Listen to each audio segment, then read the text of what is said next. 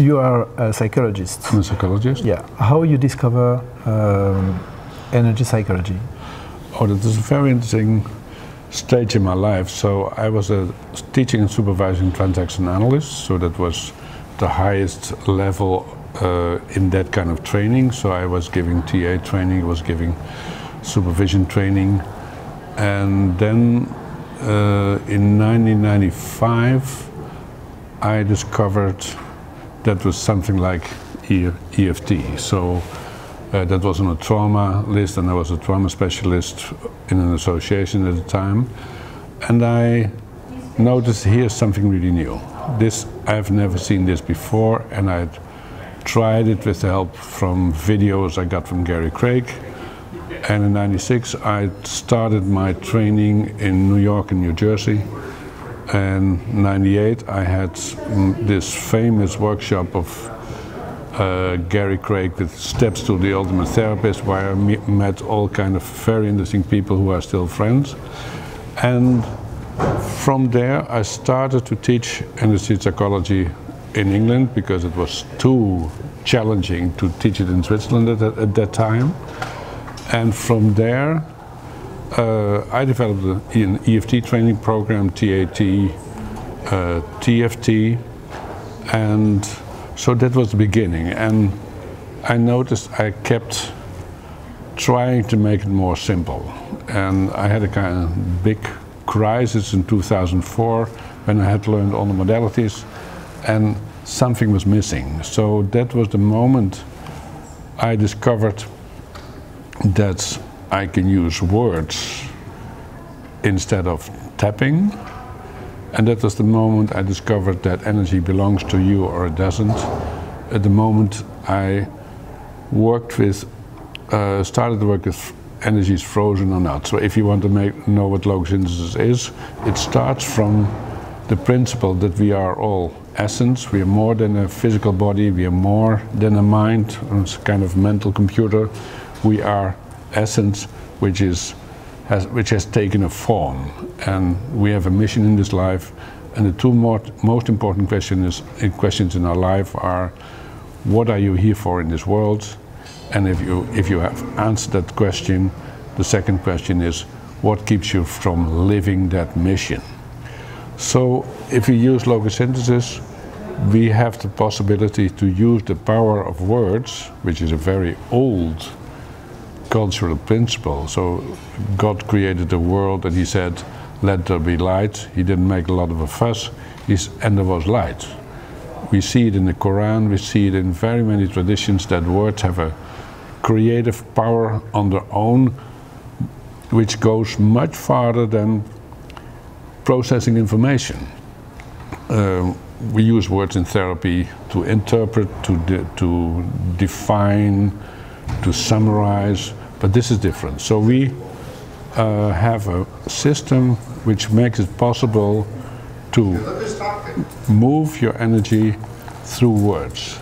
And if you say, we are born as a stream of life energy, and if that stream can be interrupted, blocked, or parts of that energy can be split off and create several different energy structures. And we resolve those energy structures through using sentences. How a practitioner can learn logosynthesis? So we founded an association 3 years ago, and we have developed a curriculum which is 14 days at this moment, and every training starts with a 3-day basic in which you learn the basic procedure. You learn the theory, the method, and what's most important, you learn the basic attitudes. So how to create a space for clients in which they feel safe to review and resolve their traumatic memories, limiting fantasies, limiting beliefs. And so the basic procedure in the basic training already makes it possible to start working. Then we have 4 different seminars. One is called the Path of the Will, which helps you to discover your mission and the mission of your clients. One is called the path of trust, which is geared toward finding a position of trust towards other people, towards yourself. And the third one is called the path of courage, which helps you to process trauma in different forms. Combined, we have this 12-day training program, and you need another workshop which is called Logosynthesis Live, in which you do your own work. And it's extremely important that you resolve your own issues before or while you are working with clients. And of course, this never stops. People sometimes ask me, does this ever stop? No, it doesn't, and that's okay. So you're living your life and you're developing as long as you're living. And to be a good therapist or coach or counselor, you need to do your own homework, as I call it. And that's extremely important, because no client will trust you on a deeper level as where you have been yourself. So a trauma won't show up in a session if you haven't been processing your own traumatic memories and your own history and your own future fantasies, let's say, below that level. So you are the one who creates the safe space, and that space is safe only if you take care of your own history. And how many days for each step? We have, let's say, the practitioner curriculum has the basic training, which is 3 days.